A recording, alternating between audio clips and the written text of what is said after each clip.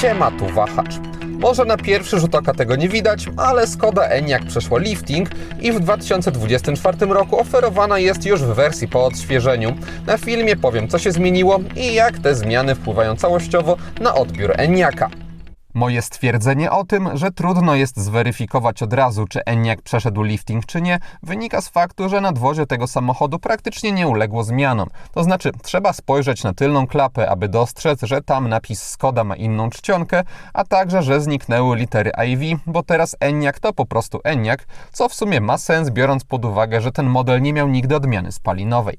W każdym razie są to jedyne zmiany, jakie dostrzegłem, co z jednej strony może trochę dziwić, bo jednak 4 lata od premiery to jest stosowny czas na odświeżenie stylistyki, ale z drugiej strony samochód, który prezentuję na nagraniach, moim zdaniem wciąż wygląda ok i nie odbiega stylistycznie od najnowszych modeli Skody i jeśli ktoś poszukuje elektrycznego SUV-a o mocno masywnej bryle, to wciąż Enyaq jest pasującą propozycją, a jeśli ktoś chce mu nadać trochę więcej dynamiki, to w ofercie w dalszym ciągu znaleźć można odmianę coupé o bardziej ściętym tyle. Ja do jazdy dostałem zwykłą wersję z większymi akumulatorami, nazwaną 85, gdzie za 5150 zł doszedł czerwony lakier metalik, a za 6900 zł pojawiły się 21-calowe felgi zamiast domyślnych 19 i sprawdzają się, przyznam, one w tym modelu, bo Enyaq ma jednak przeciężką linię boczną, a dzięki większym kołom trochę mniej jest to odczuwalne. Przejdźmy teraz do zmian wprowadzanych przez lifting i pierwszą z nich przed chwilą już wymieniłem, a konkretnie jest to wersja 85, gdy dotychczas w Enyaqu mieliśmy do czynienia z odmianą 80. Pod kątem pojemności akumulatorów nie różnią się one i w obu przypadkach dostajemy 82 kWh brutto do dyspozycji, ale za to zwiększenie uległa moc i tak jak dotychczas 80 oznaczała albo 204 konie mechaniczne w przypadku napędu na tył, albo 265 koni w wariancie 4x4, tak obecnie w obu dostaje się 285 koni mechanicznych, więc jest to konkretna zwyżka mocy. Bazowa odmiana, nazywająca się dotychczas 60, wciąż ma takie oznaczenie i przekłada się to na akumulatory 62 kWh brutto oraz silnik 179 koni mechanicznych i przy okazji liftingu przepaść pomiędzy nią i 85 znacznie się powiększyła, zatem brak dłubania Skody przy 60 wyraźnie sugeruje, na jakie odmiany Czesi chcą kierować uwagę klientów. Jeśli ktoś zdecyduje się na wariant 85, to aktualnie może liczyć na takie przyspieszenie od 0 do setki.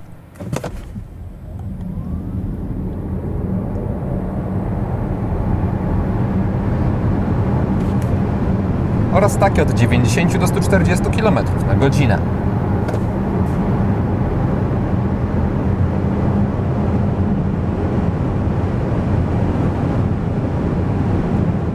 Względem przedlifta z napędem na tył oznacza to lepszy czas przyspieszenia 0-100 km na godzinę, a około 2 sekundy, co przyznam czuje się podczas jazdy, bo Enyaq naprawdę ostro potrafi zareagować na wciśnięcie gazu i nie potrzeba do tego aktywowania trybu sportowego. Nie jest to też jakaś gigantyczna zmiana, bo wcześniej wciąż mogliśmy mówić o wystarczająco szybkim samochodzie, no ale zawsze lepiej jest mieć większą moc niż mniejszą. Jednocześnie w testowanej Skodzie nie musiałem się z tego powodu pilnować, bo domyślnie pedał gazu zestrojony jest dosyć neutralnie i pozwala on na płynną jazdę i dopiero po mocniejszym wciśnięciu robi się konkretniej. I w sumie dobrze, że tak został on zestrojony, bo jednak mamy tutaj dużą moc i napęd na tył, co na przykład w zimie może mieć swoje konsekwencje. Nawet jednak jadąc normalnie, samochód jest przyjemnie żwawy i jak na elektryka przystało, reaguje powtarzalnie i szybko i to akurat w połączeniu z łatwością zwiększania prędkości wymaga pewnego pilnowania się, aby nie skończyć z mandatem. Kolejna zmiana, jaka zaszła w Enyaqu wraz z liftingiem, związana jest z zarządzaniem energią, bo producent zmienił skład chemiczny baterii, poprawił silnik i faktycznie przełożyło się to na niższe zużycie tej energii, bo w Warszawie samochód potrzebował średnio 15 kWh na 100 km. Na zwykłych drogach poza miastem komputer pokładowy pokazywał około 14-15 kWh, a na drogach ekspresowych okolice 20. Dla porównania wersja 80, którą jeździłem kiedyś, potrzebowała 18 kWh w mieście, 17 kWh poza nim, a także 21 kWh na drogach ekspresowych, więc postęp jest i przekłada się to też na zasięg, bo Enyaqiem jeżdżąc poniżej 100 km na godzinę można uzyskać bez większego starania się około 500 km. Jeśli chodzi o ładowanie, to wyłącznie osoby, które zdecydują się na napęd 4x4 mogą liczyć na przyspieszenie w tym obszarze, bo wtedy maksymalna przyjmowana przez samochód moc wynosi 175 kW, podczas gdy przy napędzie na tył 85 pozostało przedliftingowe 135 kW, co nie jest już jakąś rekordową wartością, ale biorąc pod uwagę naszą infrastrukturę, wciąż często większą niż może zaoferować ładowarka.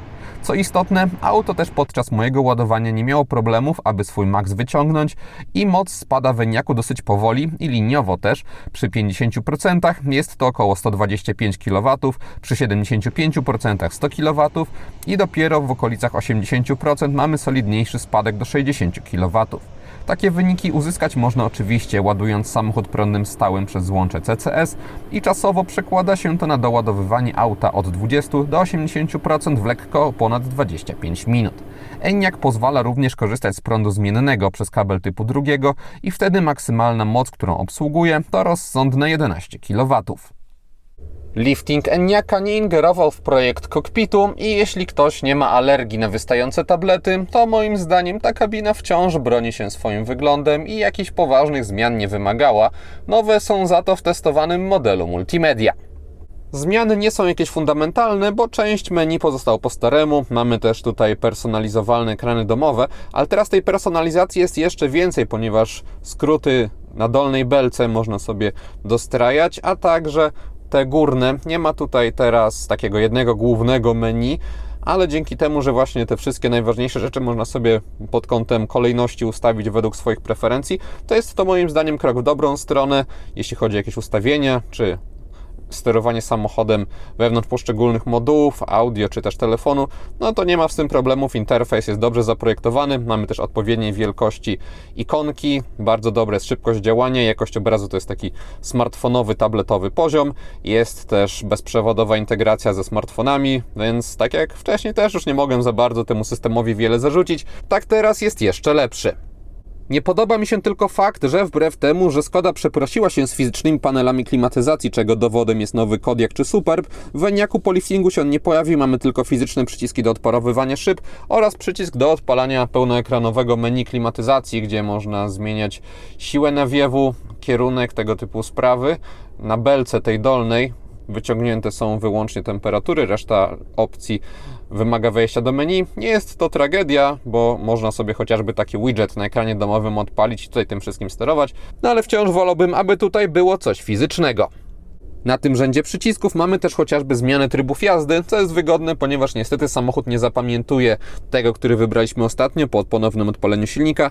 Jest też dostęp do asystentów bezpieczeństwa, więc jeśli kogoś by któryś z nich irytował, to może go szybko wyłączyć. Pod tymi przyciskami mamy mocno minimalistyczny tunel środkowy, właściwie tylko z wyborem biegów. Całkiem wygodny jest ten przełącznik, przyznam. Jest też mata do indukcyjnego ładowania telefonu i ona już wygodna nie jest, ponieważ gdy się położy telefon, to nie ma szans cokolwiek na nim zobaczyć, więc jeśli ktoś chciałby rzucić okiem tylko na niego podczas ładowania, no to nie ma opcji, musi go wyjąć. W sąsiedztwie mamy dwa porty USB-C tutaj ukryte, dosyć daleko. Kolejne dwa USB-C są z tyłu. Pod tunelem środkowym mamy za to całkiem sporą dodatkową półkę.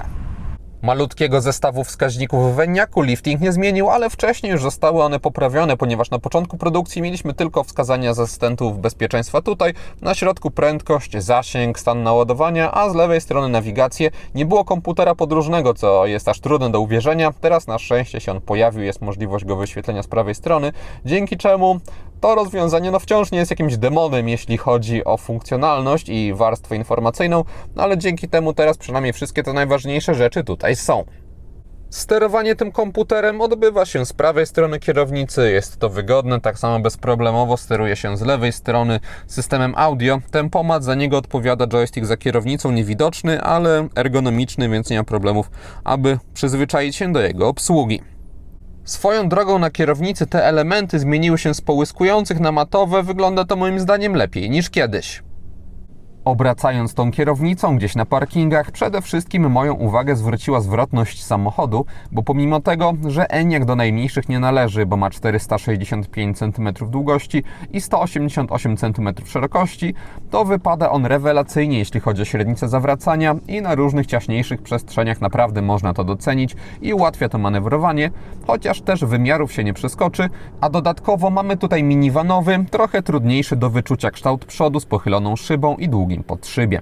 W zwykłym Enyaqu za to ok wypada widoczność do tyłu z pionową szybą. Wsparciem w sytuacjach parkingowych służą opcjonalne kamery 360 stopni, bo w standardzie dostaje się tylko tylną. Ich jakość zatrzymała się niestety w okresie, kiedy Enyaq debiutował i chociaż mamy wystarczającą klarowność obrazu i swoją drogą miłe dla oka kolory, to rozdzielczość jak na auto na tej półce cenowej wypada przeciętnie. Problemem użytkowym jest za to zbytnie rozciąganie obiektów po bokach, przez co zdają się być one bliżej niż w rzeczywistości.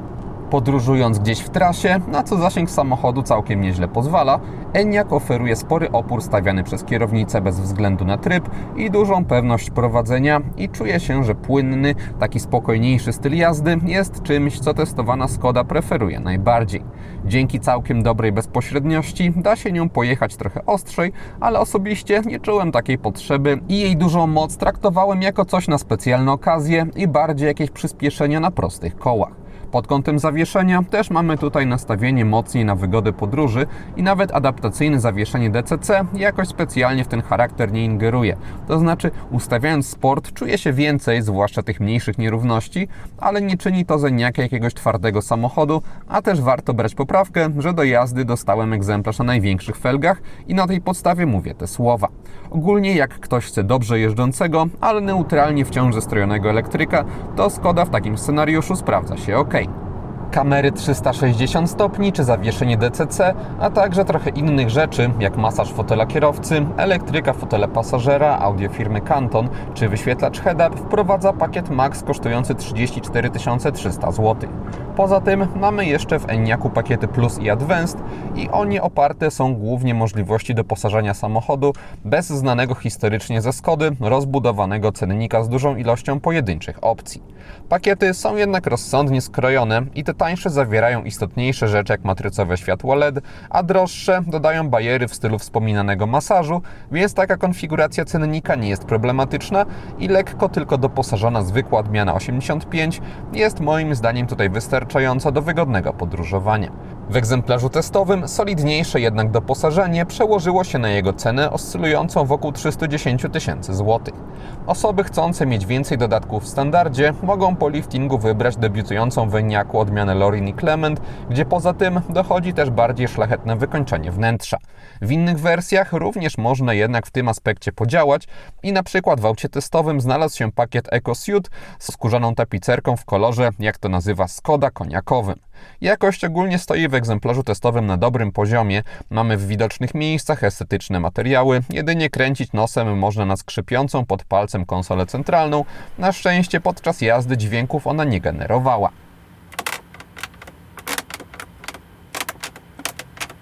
Chcąc mieć Enyaqa z takim układem napędowym jak w prezentowanym aucie, ale bez dodatków i kosztującego dzięki temu około 250 000 złotych, można zgarnąć go też w leasingu operacyjnym za 3220 zł netto miesięcznie w ofercie partnera Wahacz TV firmy Carlis Polska. Taka rata możliwa jest przy 20% wpłacie własnej, 4-letnim okresie leasingu i wykupie końcowym 30%, a dodatkowo widzowie kanału po wpisaniu w uwagach do zamówienia kodu Wahacz Free mogą uzyskać darmowe podstawienie auta pod wskazany adres.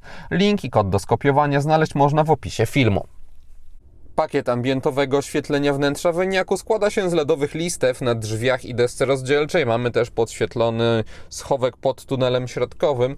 Tymi obszarami można sterować niezależnie górą i dołem, jeśli chodzi o kolorystykę. Są też przygotowane przez Skodę kompozycje. Mamy tutaj także podświetlone klamki oraz przestrzeni na nogi, ale one są zawsze białe, tak samo jak przyciski i przełączniki, ale jako że można sobie z menu wybrać jakiś bardziej urozmaicony kolor, to nie jest tutaj nudno, a dzięki tej bieli jest też przejrzyście, tym bardziej, że wszystkie instrumenty pokładowe są podświetlone. Projekt świateł Enyaqa nie został ruszony przez lifting, co oznacza, że z przodu mamy dosyć prosty, ale mający ładne detale projekt świateł bocznych z niestety wciąż obecnym podświetleniem grilla, co jak dla mnie zalatuje trochę wiejskim tuningiem. Wszędzie z przodu są LEDy, tak samo jak w kierunkowskazach w bocznych lusterkach. Z tyłu już żadnych udziwnień nie ma, światła pozycyjne mają znowu miły dla oka i spodziewany w Skodzie kształt. Dochodzą w tej części nadwozie dynamiczne kierunkowskazy. Jeśli komuś podświetlony grill nazwany Crystal Face się nie podoba, to w testowanej odmianie jest on dostępny dopiero jako opcja. Matrycowe światła LED, które znalazły się w egzemplarzu testowym, mają za zadanie tak pionowo wygaszać fragmenty wiązki, aby nie oślepiać innych kierowców, a aby zarazem maksymalnie doświetlać pozostały obszar drogi i muszę przyznać, że robią to naprawdę skutecznie pod kątem precyzji, bo niezależnych stref świetlnych jest sporo i łatwo można dostrzec, jak pracują, na przykład na zakrętach, a krawędzie ciemniejszego tunelu są całkiem ostre. Dodatkowo mamy tutaj zmyślną funkcję, gdzie komputer stara się wygaszać te segmenty, które oświetlają akurat znaki drogowe, tak aby się nie błyszczały. Co jednak istotniejsze, oprogramowanie Enyaqa nie zawodzi też, gdy na horyzoncie pojawiają się inne samochody, bo wtedy reakcja jest szybka i nie spotkałem się podczas nocnych jazd z sytuacją, aby testowany model nie zauważył jakiegoś innego pojazdu, czy też zwlekał z wycięciem środka i nawet na długich prostych było ok. Dodając do tego naprawdę dobrą moc, to adaptacyjne światła Enyaqa trzymają naprawdę wysoki poziom. Na koniec warto pokazać, jak ponad 4,5 metra nadwozie Enyaqa przekłada się na ilość miejsca w kabinie. Na nogi jest dobrze, siadając za sobą mam jeszcze taki zapas, panoramiczny dach. Nie przeszkadza również mi w tym, aby się konkretnie wyprostować i mieć margines, ponieważ tutaj jest zagłębienie w dachu. I jeszcze mam taki zapas od podsufitki, tunel środkowy może być albo wyposażony w taki organizer, albo można go zdemontować i mieć wtedy idealnie płaską podłogę. Można sobie też na tylnej kanapie rozłożyć podłokietnik z uchwytami na kubki. W bagażniku testowanej Skody też nie można narzekać. Mamy do dyspozycji aż 585 litrów, ogromny otwór, niski próg, regularne kształty, czego chcieć więcej. Na bocznych ściankach mamy kieszenie, są też wysuwane haczyki na jakieś torby. Gniazdko 12V jest z prawej strony, z lewej strony kieszeń również występuje, a pod podłogą mamy jedynie niewielki schowek. Maksimum, co można wyciągnąć z Enyaq'a ładunkowo, to 1710 litrów, niestety przy podłodze z bardzo wysokim uskokiem. Podsumowując, strategia Skody, aby zostawić wygląd Enyaq'a po staremu, a skupić się na technologiach w nim zawartych, moim zdaniem obroniła się, bo realnie bardziej docenić można większą moc czy lepsze ładowanie niż nowy zderzak. A ogólnie testowana Skoda to wciąż ciekawa propozycja dla osób, które chcą mieć praktycznego elektryka, ale w bardziej stonowanej formie, nieudziwnionej pod kątem np. sposobu obsługi. I to wszystko, co przygotowałem o odświeżonym Enyaqu. Dziękuję za uwagę i mam nadzieję, że jego test się podobał. Jeśli tak było, zachęcam do dania temu filmowi łapki w górę. Będzie mi z tego powodu bardzo miło. Zainteresowanym przypominam o Carlis Polska i ich ofercie. A jeśli ktoś nie ma, to zapraszam również do subskrypcji kanału, ponieważ kolejne materiały na Wahacz TV pojawią się już wkrótce. Na razie!